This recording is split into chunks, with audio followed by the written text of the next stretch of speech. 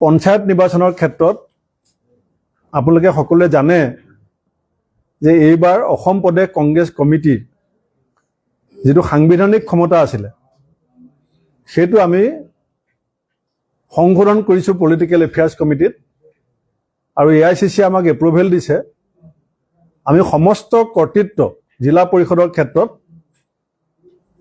আমাৰ জিলা কংগ্ৰেছবিলাকক দিছোঁ জিলা পলিটিকেল এফেয়াৰ্ছ কমিটিক দিছোঁ আৰু এপি মেম্বাৰৰ ক্ষেত্ৰত সমস্ত কৰ্তৃত্ব আমি বুথ মণ্ডল আৰু ব্লকক দিছোঁ ইতিমধ্যে প্ৰায় 80% জিলাত প্ৰাৰ্থী বাছনি প্ৰক্ৰিয়াটো চূড়ান্ত হৈছে আজিৰ পৰা নমিনেশ্যন আৰম্ভ হৈছে বহুত জিলাত 2-3খন জিলাত নিশ্চিতভাৱে কিছু বিতৰ্ক পোহৰলৈ আহিছে আৰু তাৰ মূল কাৰণটো হৈছে যে সমপৰ্যায়ৰ জনপ্ৰিয়তা থকা যেতিয়া প্ৰাৰ্থী থাকে তেতিয়া জিলা পিএছচি বিলাকত হেঁচাটো বেছি পৰিছে কিছুমান জেগাত ধৰক দুজনে বিচাৰিছে সোনকালে বুজাবুজি হৈছে ক'ৰবাত 4জন-5জনে বিচাৰিছে তাত অলপ বুজাবুজি হওঁতে পলম হৈছে কিন্তু মই আশাবাদী যে আজি ৰাতিলৈকে কংগ্ৰেছৰ প্ৰায় 95% প্ৰাৰ্থী চূড়ান্ত হ'ব বিৰুদ্ধে যিটো অডিঅ' প্ৰকাশ হৈছে মই হাতীগাঁও থানাত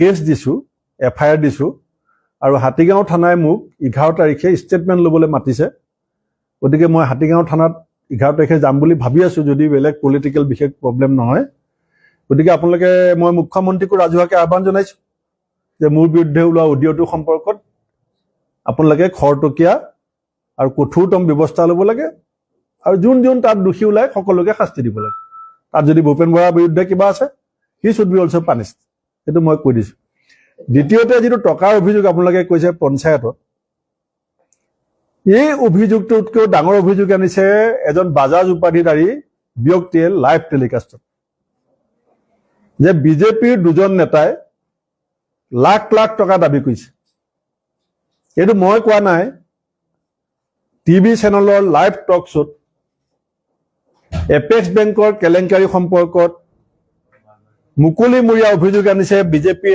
দুজন বিধায়কৰ বিৰুদ্ধে আৰু মুখ্যমন্ত্ৰী এতিয়ালৈকে মৌন আছে মই অসমৰ মুখ্যমন্ত্ৰীৰ পৰা জানিব বিচাৰিছোঁ যে আপুনি এডমিনিষ্ট্ৰেটিভ ষ্টাফ কলেজত অসমৰ বিডিঅ'সকলৰ আগত কৈছিলে যে 2000 টকা ঘোষ খালে আপুনি তেওঁলোকৰ ওপৰত বাঘৰ দৰে জঁপিয়াব তাৰমানে তাৰ অৰ্থটো এইটো আছিল নেকি যে 2000 খালেহে আপুনি জঁপিয়াব এপেক্স বেংকত যদি 80 লাখ খায় কোনোবাই 60 লাখ খায় তেতিয়া বাঘটো মানে চকু কাণ মুদি শুই থাকিব এতিয়া অসমৰ ৰাইজেটো জানিব বিচাৰিছে অসমৰ ৰাইজক এই কথাটো আপুনি স্পষ্টীকৰণ দিব লাগে কাৰণ আমি দেখিছোঁ 5000 লুটপাট কৰি ধ্বংস কৰি দিলে মোৰ বিৰুদ্ধে অডিঅ' ওলাইছে মই এফআইআৰ দিছোঁ আৰু আপোনাৰ দলৰ দুজন বিধায়কৰ বিৰুদ্ধে অভিযোগ আহিছে আপুনি মনে মনে আছে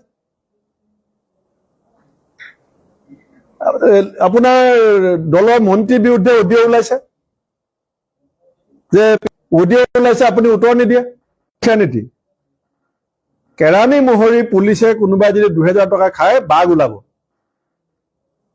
আৰু এস্কাৰ্ট বেংকটো শেষ কৰি দিলে দুজন বিধায়ক প্ৰত্যক্ষভাৱে জড়িত বাঘটো শুই আছে বাঘটো এতিয়া সাৰ নাপায় এতিয়া বাঘটো কলা হৈ গ'ল নুশুনে একো নেদেখে হিমন্ত বিশ্ব ডাঙৰীয়া অসমৰ ৰাইজে আপোনাক ইয়াৰ উত্তৰ পঞ্চায়ত ইলেকশ্যনত দি আছে মোৰ নামত আপোনালোকে মুখ্যমন্ত্ৰীক লগ পালে সুধিব যে কংগ্ৰেছ সভাপতি আপোনাক সুধিছে যে এপেক্স বেংকত আপোনাৰ দুজন এমএলএ যে জড়িত আছে আপুনি কি কৰিলে এমএলএ দুজনৰ ভাষ্য ৰাজহুৱা নকৰে কিয় এমএলএ দুজনৰ ভাষ্য কিয় ৰাজহুৱা নকৰিব আমাৰ জনাৰ অধিকাৰ আছে নে নাই কিয় তেওঁ পলাই ফুৰিছে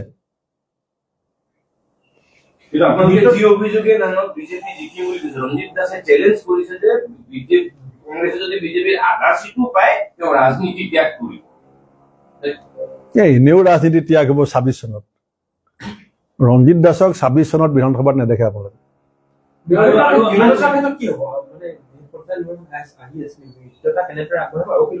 মিত্ৰতা হ'ব মিত্ৰতা যদি কোনোবাই কৰিব বিচৰা নাই বেলেগ কথা আমি কংগ্ৰেছ সৰ্বান্তৰিকতাৰে মিত্ৰতা বিচাৰিছোঁ অপিনিয়ন অফ যিটো মানে মত পাৰ্থক্য ক'ৰবাত থাকিব পাৰে এটা মতত আমি প্ৰত্যেকটো দল আৰু প্ৰত্যেকজন বিজেপি বিৰোধী নেতা একমত হ'ব লাগিব। সেইটো হৈছে সাম্প্ৰদায়িক বিভাজনৰ ৰাজনীতি আৰু বিজেপিৰ ভ্ৰষ্টাচাৰ দুৰ্নীতিৰ বিৰুদ্ধে আমি আছো নে নাই। যিবিলাক নেতা আৰু যিবিলাক দল সাম্প্ৰদায়িকতাৰ বিৰুদ্ধে আছে, দুৰ্নীতি ভ্ৰষ্টাচাৰৰ বিৰুদ্ধে আছে, লুণ্ঠনৰ বিৰুদ্ধে আছে, তেওঁলোক একত্ৰিত হ'ব। যিবিলাকে দেখুৱাই পেলাই বিৰোধী বুলি কয় ভিতৰুৱাকে মিলি থাকে, তেওঁলোক একত্ৰিত হ'ব নোৱাৰে। এইটো স্পষ্ট কথা। কংগ্ৰেছ দলে আন্তৰিকতাৰে কাম কৰি আছে। বিহুত, এই বহাগ বিহুত মই হীৰেণ গোহাঁই ছাৰক লগ পাবলৈ গৈ আছো।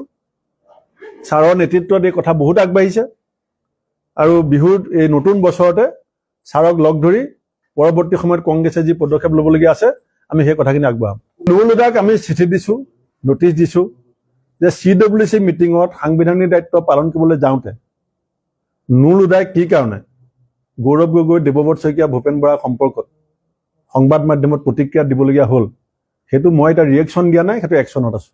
আমি যোৱা এছেম্বলিতকৈ কিমান বেছি ভোট পাইছো আপোনালোকৰ ডাটা আছে।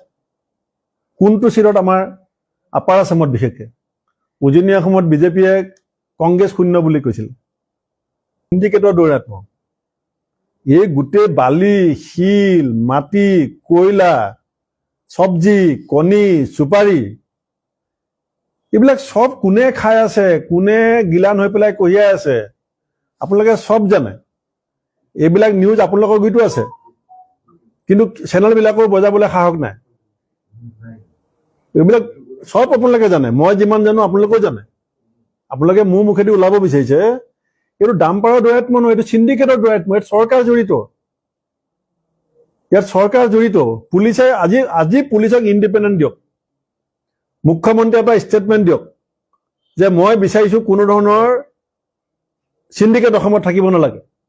48 ঘণ্টাত অসম পুলিচে কণ্ট্ৰল কৰিব পৰা কেপাচিটি আছে, কিন্তু পুলিচক হিমন্ত বিশ্ব শৰ্মাই হাত বৈ বান্ধি থৈছে, হাত বৈ বান্ধি থৈছে। বৰ্ষৰ ভিতৰত অসম টপ 5খন ৰাজ্যলৈ আহিব। তেতিয়া ৰাইজে টপ মানে কিহত টপলৈ আহিব ধৰিব পৰা নাছিলে। এতিয়া হিমন্ত বিশ্ব শৰ্মাই কৈছিলে নাই যে অসম ভাৰতবৰ্ষৰ ভিতৰত টপ 5খন ৰাজ্যৰ মাজত থাকিব। 1 নম্বৰ হৈছে মদ খোৱাত থাকিব লাগিব, মদ বিক্ৰীত থাকিব লাগিব। 2 নম্বৰ নিবনুৱা সমস্যাত টপ এতিয়া অসম। 3 নম্বৰ নাৰী নিৰ্যাতনত এতিয়া অসম টপ। 4 নম্বৰ চিণ্ডিকেটত অসম এতিয়া এক্সপেৰিমেণ্ট আৰু টপ।